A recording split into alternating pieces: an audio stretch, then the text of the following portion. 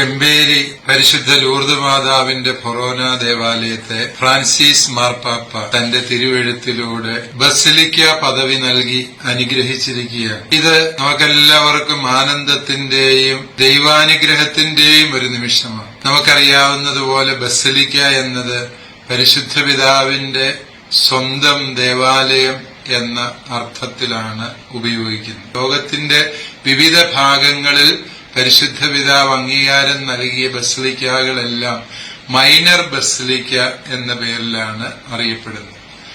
ആ പദവിയാണ് ചെമ്പേരി ലൂർദ് മാതാ ഫൊറോന പള്ളിക്കും ലഭിച്ചിരിക്കുന്നത്.